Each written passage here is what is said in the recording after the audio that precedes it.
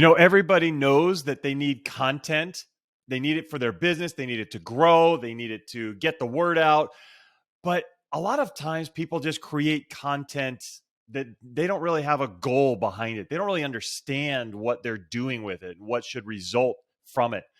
I spoke with Brad Smith. He is all over the place on content. He knows it. He's an expert. He's been doing it for years. He helps people do it. He has a company, Codeless. He has another company, Wordable, and another one, Usurp. He has many different ways that he helps people with their content.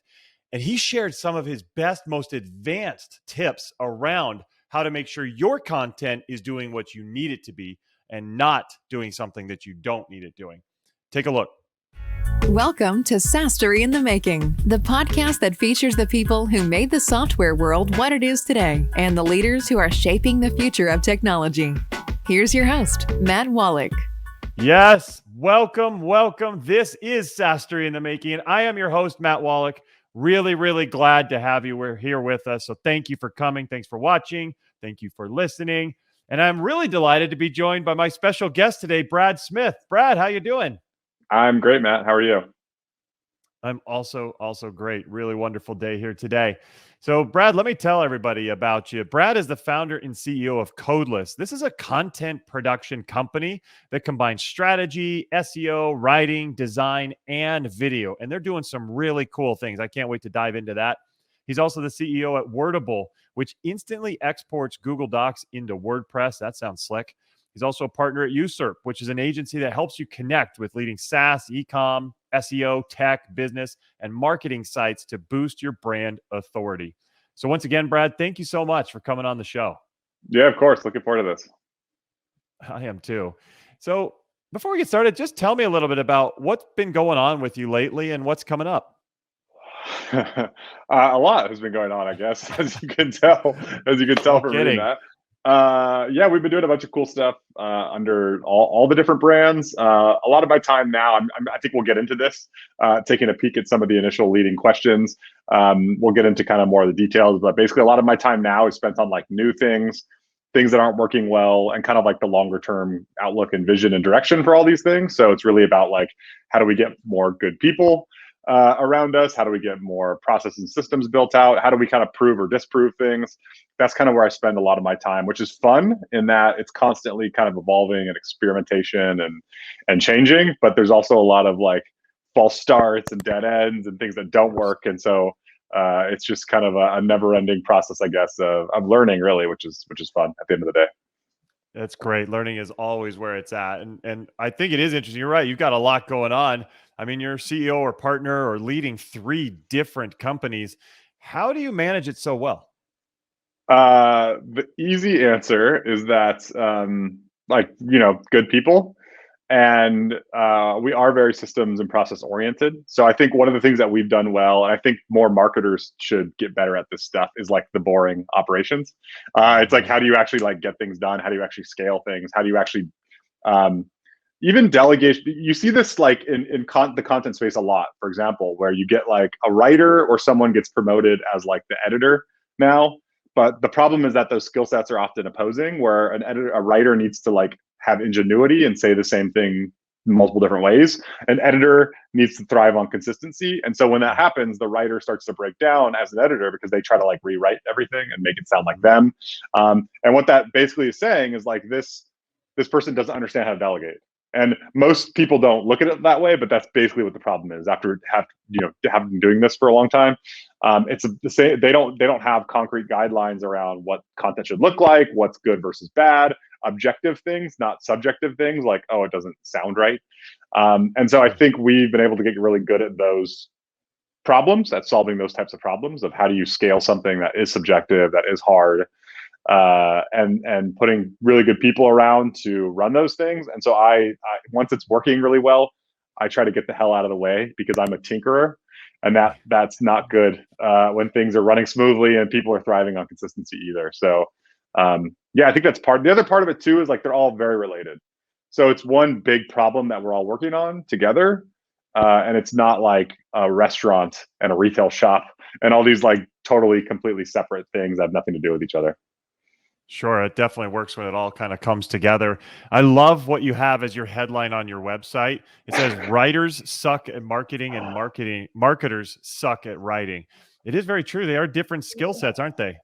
Yeah. It's kind of a weird hybrid where you need both, but often the people that do one are not good at the other, and vice versa. And I think I had a weird background in that sense, in that I worked in house at marketing for a long time, and then I started having a lot of success with freelance writing for a lot of big websites. And the reason I think that I was good at that was because I had the deep subject matter expertise already, and I understood the marketing angle as well. And so I think we've tried to like carry that through to everything we do now, where we don't just, want to create things that sound good and look good and all that. That's all important, obviously. And the intangibles are important, but then the other side of it is, well, if you're going to go to all this expense of doing all this stuff, then we need it to work for the long term too, and that takes a lot of marketing and SEO and other stuff. So Yeah, no kidding. I want to ask you, so speaking of all that content and such, how does creating better content help SaaS companies become more successful? yeah, for sure. So a lot of it has to do with the business model on one side, and also too, if you think about venture-backed SaaS companies, they have a ticking time bomb when they raise a lot of money, in No that they have kidding. to deploy that money as fast as possible and get results for it. Going back to the business model, SaaS is unique in that unlike the old days where maybe you have to pay like $1,000 for a piece of software, you get all that money up front. You're actually doing negative cash flow. So you are only making $10 a month, and your lifetime value might be $1,000 still on that customer, but it might take a year to pay that off. And so you're fronting all this heavy capital expenditure, both in terms of development costs, product costs, but also just in customer acquisition. If you pay $100 per customer on a Google ad, you might only make $10, so it might take you 10 months to pay that off. And that's puts you in a really bad negative cash flow position. And Mhm. what content and SEO does is it allows you to scale acquisition costs more effectively. Meaning, instead of paying $100 per customer, it might cost you that much, in the early days when you're ramping up all the investment and everything else. But once over the years, 3, 4, 5, 6 plus, your ROI gets greater and greater and greater because you don't have to keep spending as much, like per unit, per person, all that fun stuff. So that's the nerdy explanation, but it's a really good fit for reaching a lot of people at scale more effectively than auction-based ads, which always get more expensive over the long term. So it becomes a much bigger investment. The other thing with SaaS too, especially if like we're talking B2B SaaS, is it tends to be more complicated, which means longer buying cycles, bigger purchases, more complicated. So it also lends itself well to like the current environment of people want to do their research online without talking to you or talking to a Yep. sales rep. And they, like, our best customers or clients, for example, usually close within 30 days, not because we're amazing at sales. It's because before they reach out, they already know they want to work with us, or they know they want to work with us or one other company. So they're doing like months worth of research largely through content before they even kind of get to our doorstep. And it's the same with a lot of SaaS companies. Yeah, I totally agree. With our clients, we call that being warmed up. During that time, before you're actually interacting with them, you can warm them up and get them ready, get them more connected to your brand and your philosophies, get them more believing in what you can do and how you can solve their problems. That way, when they get there, they're already very well informed. It's kind of like, Yep. not an industry I know very well, but I've been on the consumer side, is buying a car. Like, who Yeah. goes to the dealership like, I've never seen this car, tell me all about it? No, you've Yep. probably already looked it up. You've seen the commercials. You think it looks cool. You've already kind of seen all the specs. And so people are much more informed these days. And you've got to be able to kind of own that conversation with content, getting them, like we Yep. say, getting them warmed up. I love it. Great point. Totally. Yeah, I just got a car recently, so it's the exact same process. I even to the point of like content takes many shapes and forms. They had like a price quote tool that I was using to estimate out payments based on like certain whatever down payments or certain types of vehicles I was looking at. So I had everything figured out and submitted like before I even showed up. All I did was walk in and sign a bunch of papers. So it's the same exact thing where it's tools. It's creating resources and assets to help people kind of make those decision making and self-select even. So basically all they have to do is either sign up on their own or basically talk to a sales rep just to kind of sign on the dotted line. Yeah, absolutely. And I like what you said earlier about how you can actually get long-term ROI, because let's say you create a piece of content, it stays there for a while. I mean, I do all the Mhm. time and clicking around, reading articles, net articles from 2017, 2015. It's like, okay, well, it was written back then, but a lot of the stuff's still relevant. And so Yep. that content can last for a long time. So I want to ask you, so how can you create a piece of content that can go viral or that can stick around and continue to generate for you over time? Yeah, definitely. I think it's important to break down. There are different types of content for different reasons. So, for example, the type of content that might go viral might not also always rank super well for the long term, or might not always convert at a high percentage. So, we talk a lot about like the. I'm sure most are familiar with like the buyer's journey kind of concept or idea. The whole idea here is like often the type of content you're creating to go viral is often for like branding. It's often for awareness. It's often for recognition. A lot of that tends to be more top of the funnel. So you're solving pain points and problems, and you're educating and you're informing and you're entertaining too. A Mhm. lot of the content that tends to be more heavily commercial, or usually a little more evergreen, it tends to be a lot more cut and dry as far as like interest goes, where it very much only interests the people looking for that specific Mhm. thing. And so I think that's an important classification because there's no like one size fits all, or there shouldn't be, because that often means you're watering down one or the other. If you're trying to like tick all these buckets in one piece of content, I think that's a kind of important differentiation to make kind of off I, the bat. I I think that's super smart. And that's why I love talking with experts in their field, because that is next level. I haven't heard people kind of distinguish that. And that's so awesome that you and your team are able to do that. So you can kind of identify, hey, what's the goal of this piece of content versus that? And where are Yeah, we kind of maybe short? I'm sure you're helping your clients with that all the time.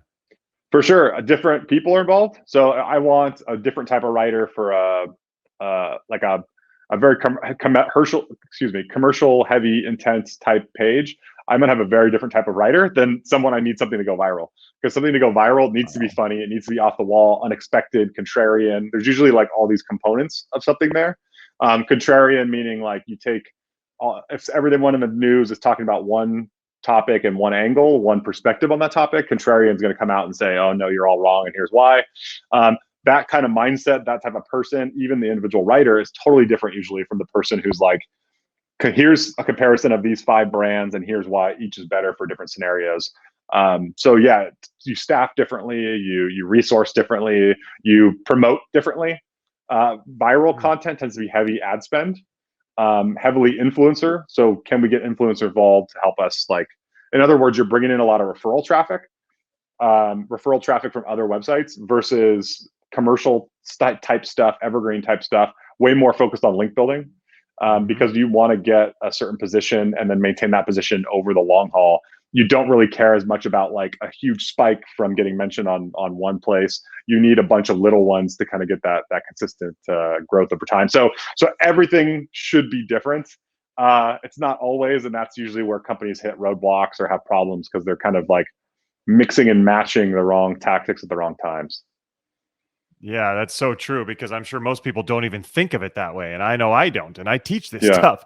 So definitely that's awesome that you already have the understanding of how different it needs to be at each different stage and for different goals. But how can someone, make content stand out? Can you give us some tips on that? Yeah, for sure. I think a big component of that, I like to think of it as like a balanced scorecard, meaning there might be like 5 to 10 different categories of like what makes content good. That's such a Sure. big, broad, subjective answer, and Of it's going to be course. Yep. different depending on who you talk to. So there's the actual writing component. So is this person that typically involves, is this person a subject matter expert? Do they actually understand what they're talking about? Um, this becomes more or less important depending on the type of content you're producing, the space you're in. But if we're working with like a huge finance client and we need to have an economics piece of content or writer talk to other investors, their BS meter is very high, and they can really Hmm. quickly tell whether this person knows what they're talking about or not. Versus if we're just creating generic like tutorial type content where it's like, here's step 1, do this, step 2, do this, step 3, do like how to buy a new domain name or how to set up a new website. It's very much like process oriented, different type of writer again. So that's like a huge component, I think, is just figuring out what type of writer do you need, and then also like the style component. So do you like short, snappy sentences where it moves a little faster, but it tends to be more informal, or do you like more formal, more sophisticated language, longer phrasing, longer paragraphs and sentences. Those two things tend to kind of figure out like what your overall voice and tone is going to be. And again, this is heavily dependent on the company. So we might have one writer on one client who's a perfect fit, and that same writer is a terrible fit for another client just due to that style issue alone. So there's subject matter expert, everything else is great.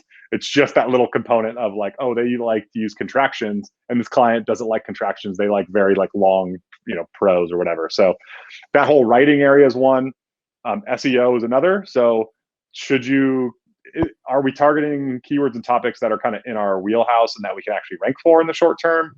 Are we doing a good job of actually lining up the content and answering search intent? Meaning someone searches for something like how to make an old fashioned, and then are we creating content that actually answers that question and then provides additional resources? So like where to get their vermouth, I don't know, like all the secondary kind of subset type questions and stuff, the topics that come up. So that's all kind of like SEO-y search intent type stuff.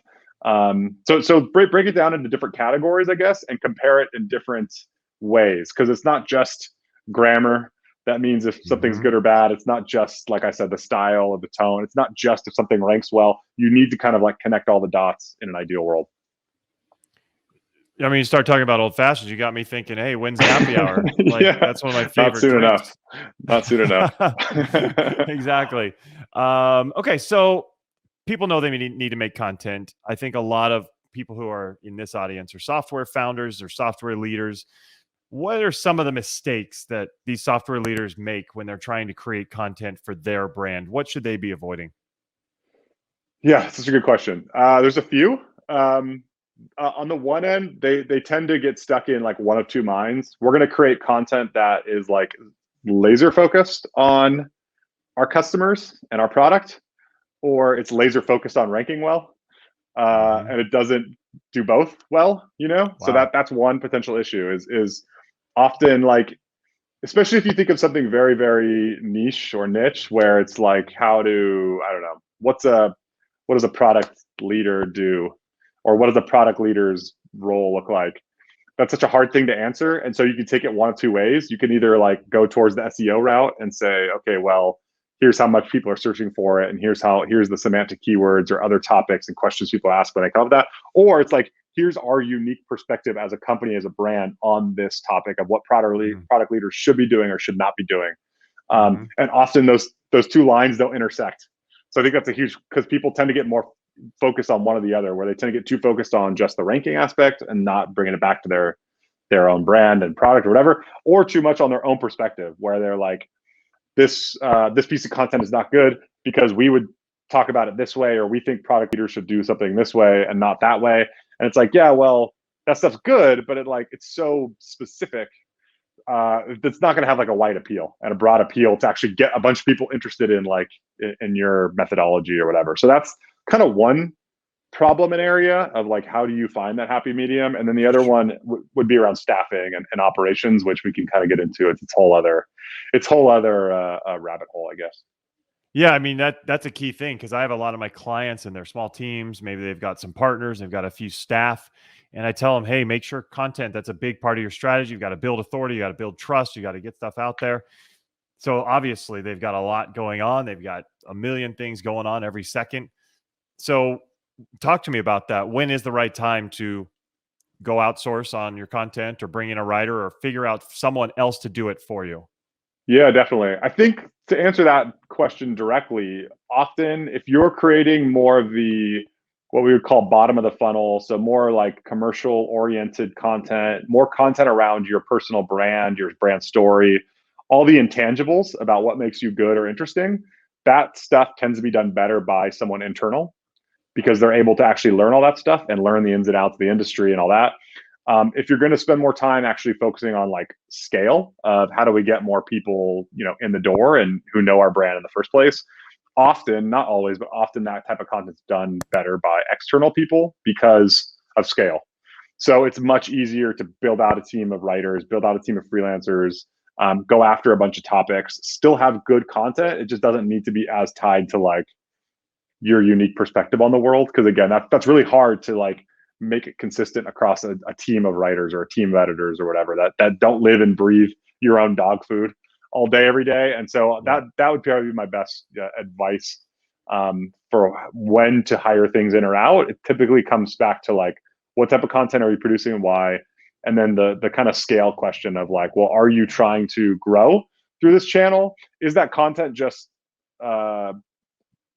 there to provide a narrative around your brand and does it build trust for those who already know you? Exactly. All that stuff's important. You might not need to scale that aggressively. You might be fine doing that in-house with like one or two kind of dedicated writers, content managers, whatever.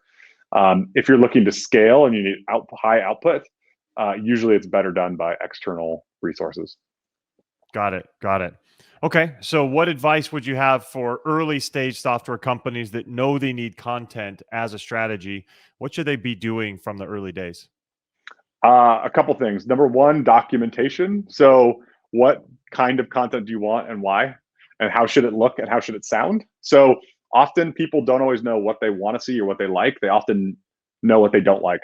So one of the ways we do this is we give them examples or we give them samples and we say, tell us which ones you don't like and why. And make it kind of concrete. So that helps us figure out, oh, okay, what they really mean is like they want this type of writer or this type of whatever.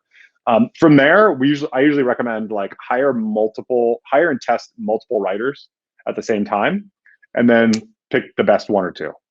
So don't go into this thinking you're gonna like review 20 writers and then like pick one of them. You need to look at like hundreds, if not more, and whittle that down to like 5, and then like pay 5 of them to give you a few pieces over the course of a few weeks or a few months.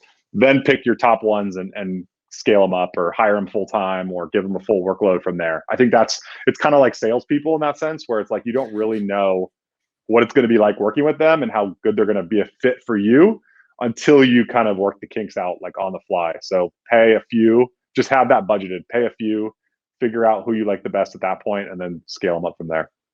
I think that's super smart. And I love how you tied it back to my world in sales, because in sales, there's the old adage of if you need a salesperson, hire 3 and fire 2. Yep. And it's kind of the same deal. Hire 5 writers from the hundreds that you looked at and figure out which one is the best for you. I think that's fantastic. Yeah. So much of it's based on fit, and nailing fit out of the gate, if you don't know what you're looking for, is, next to impossible. So you're better off just like treating it like a big kind of experiment.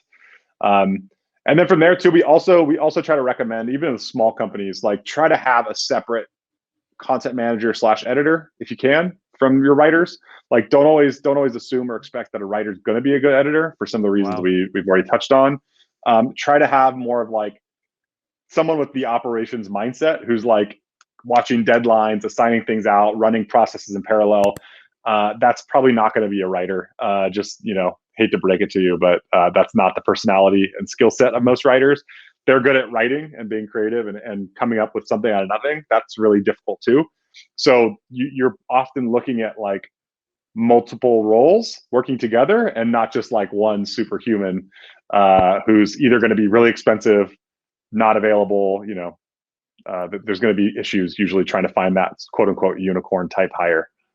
Yeah, absolutely. There's always issues trying to find a unicorn type hire, but man, this is awesome, Brad. You have shared so much great stuff. I've learned a lot. I'm sure that everybody else out there has learned a lot. This has been really fantastic. I want to make sure everybody can contact you. So how shall our audience learn more about what you're doing?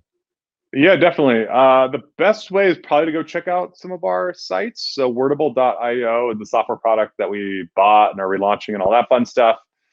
We were a customer of that tool before we bought it, and we still use it internally. So we still spend a lot of time and money and everything else on people that we're using software now to automate, which should be great.